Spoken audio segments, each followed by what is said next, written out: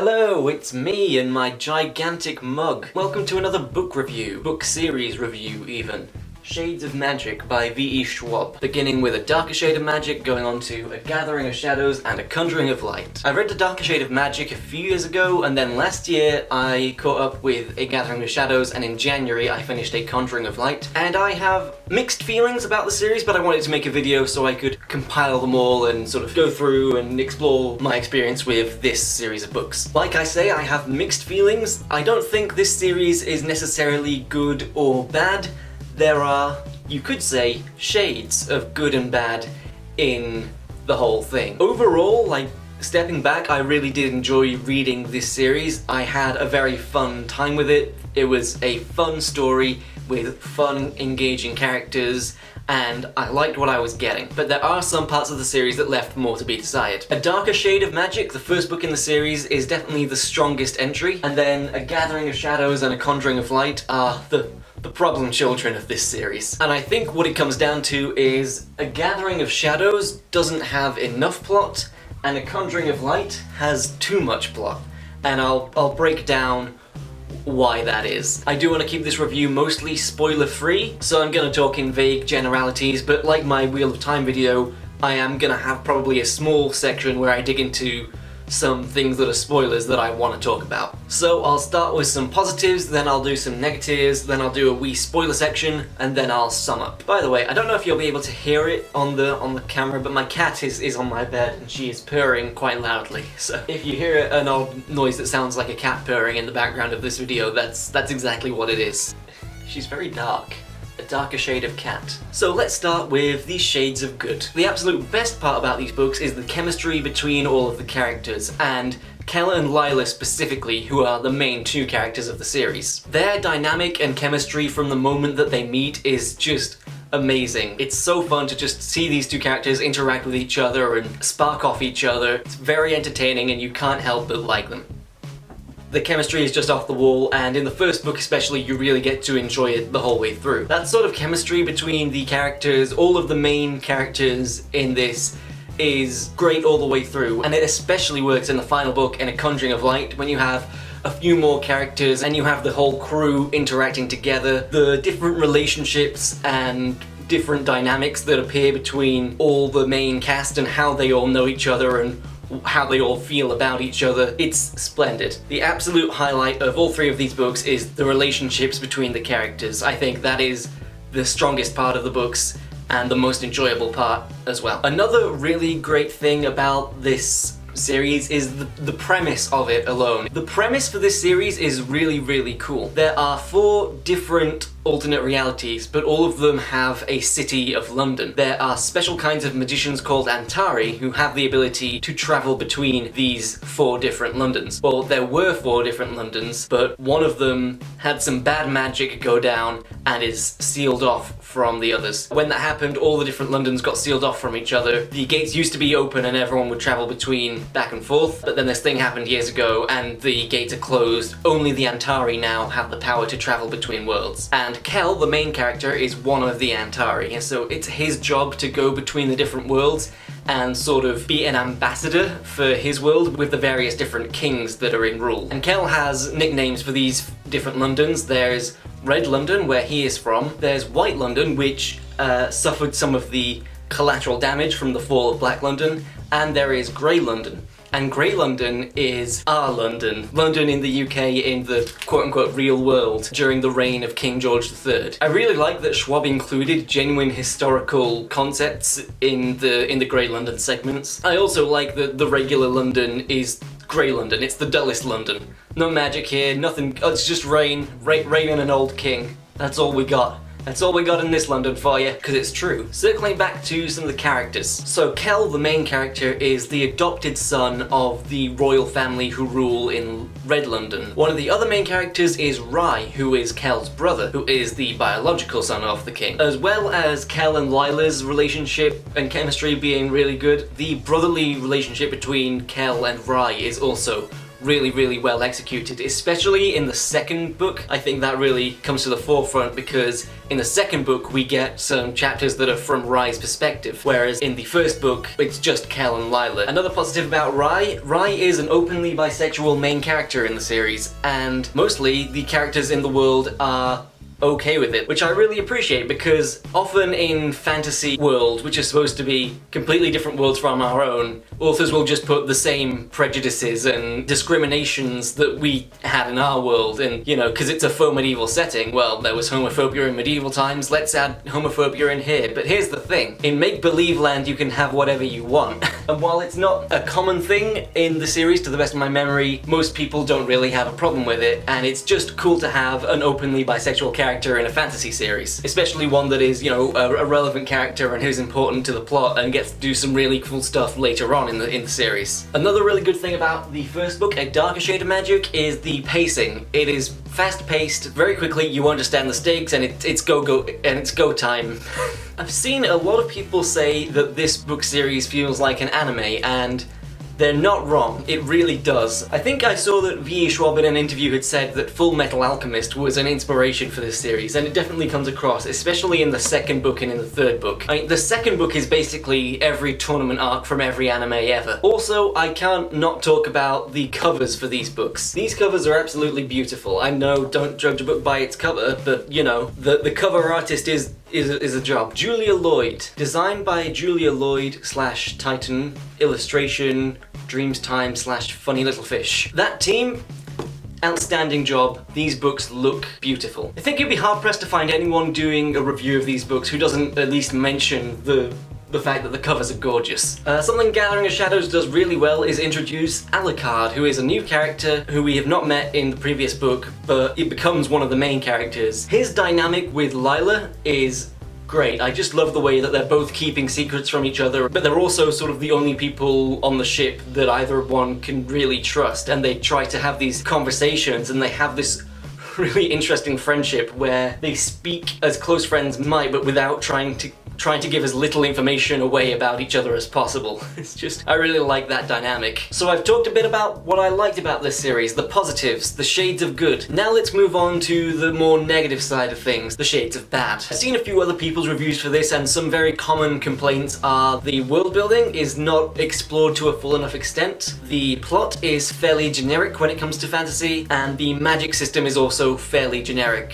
I can't say that I do disagree with any of those, but what I will say for at least the first book, I don't think the plot has to be groundbreaking. It's a fun adventure. I think this is a great book for someone who's just getting into the fantasy genre, and I also think the world building in this book didn't necessarily need to be explored too far because of the urgency of the storyline. However, and then A Gathering of Shadows and A Conjuring of Light are the problem children of this series. These two books are where the world should have been explored in more detail, but I feel like they kind of missed the mark. In a few early chapters of Gathering of Shadows, we do start to explore more different sorts of lands and get a greater sense of the world of Red London where Kel lives, which makes sense as the logical conclusion because Lila's whole character arc was about discovering new worlds and being an explorer and going to new places. Except for the most part, this book just stays in Red London. We don't really get to explore much further than that. We meet other groups from different cultures, but we don't travel to distant lands, which sort of feels like it was set up in the previous book and isn't really delivered on in this one. So we get a little bit of world building with Gathering of Shadows, but not nearly enough, I think. There's a big tournament that's basically the Olympics where all the different people who can control elements gather together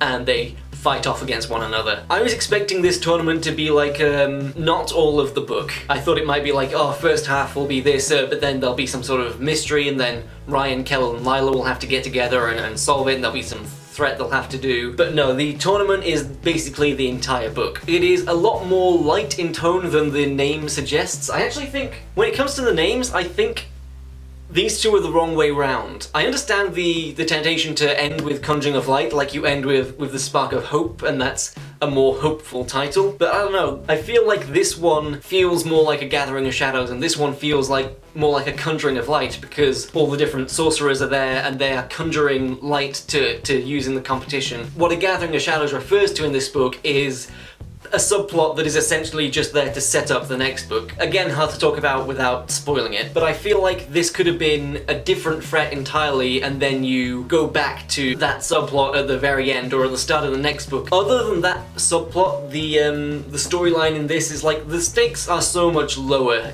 in this one than they were in the previous book. And then in this one, Conjuring of Light just feels like the same plot as Darker Shade of Magic, just on a grander scale. Because Darker Shade of Magic does work as a standalone, like it leaves a few little mystery boxes there, but it doesn't end on a cliffhanger or anything. You can just read this one. These two had the opportunity to go in any different direction. I don't think they necessarily lived up to the potential that they had. And it just comes back to not enough plot, too much plot. And so I've talked a bit about world building, and when we get to Conjuring of Light, Schwab does start to expand on the world and the different side characters, and we get so many more different POV chapters in this book from characters that you wouldn't necessarily expect to have a POV chapter from, different political factions that become apparent as the book progresses. But the problem is, it's come too late. Like, it wasn't set up well enough in these two, and now that it's finally happening in this, it ends up feeling a little bit cramped. And to go into detail on that, I'm gonna have to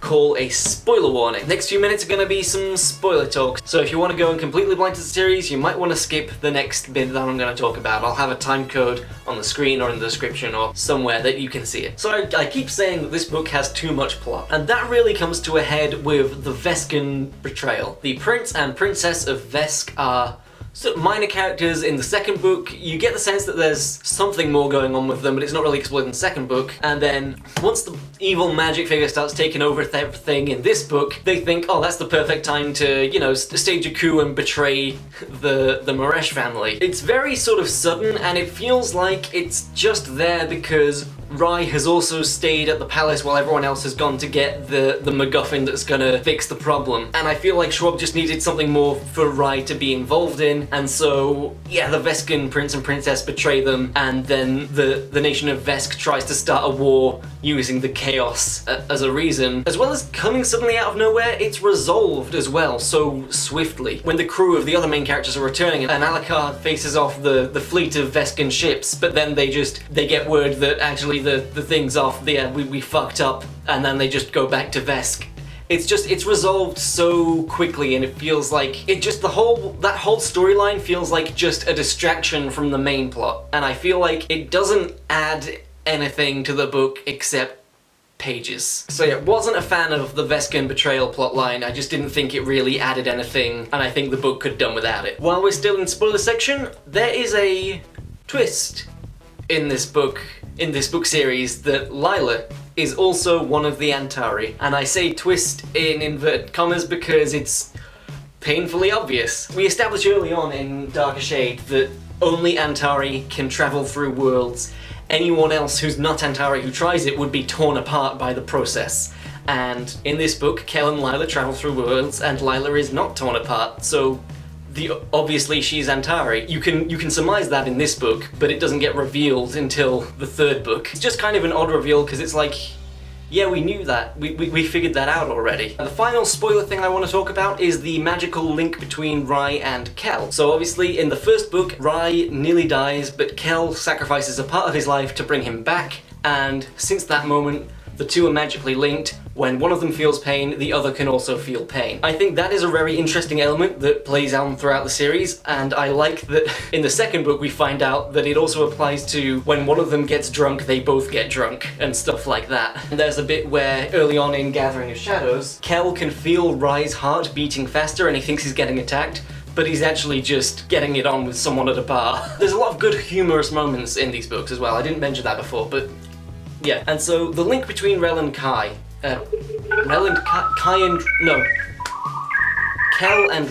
The link between Kel and Rai is used well, I think, for plot points and for tension. I like the way it's used. The one predominant question I have is, in Conjuring of Light, when Kel and Lila and Alucard are on the boat, and Kel and Lila finally get together, and you have that great moment where they get together and then Alucard yells at them because they're rocking the boat too much. You have to wonder, what was going on in Rai's perspective when he was at the palace trying to beat back this huge terrifying threat, and suddenly Suddenly that happens. What's going on for him internally? That must have been a confusing couple of minutes for him. Interestingly enough, I also in January read a book called The Unwilling by Kelly Brafford, which also features a magical connection between two characters where when one gets hurt, the other also gets hurt. Weird coincidence that I just read those back to back, but anyway. Done talking about spoilers now, just want to sum up my feelings, and now I've been talking about all of the negatives in one big block, but I do want to reinforce I genuinely had a really fun time with this series. It's not groundbreaking, I have problems with it, but I did really enjoy it. There's definitely room for improvement, especially in books 2 and 3, but for me, despite the negative aspects of the second and third book,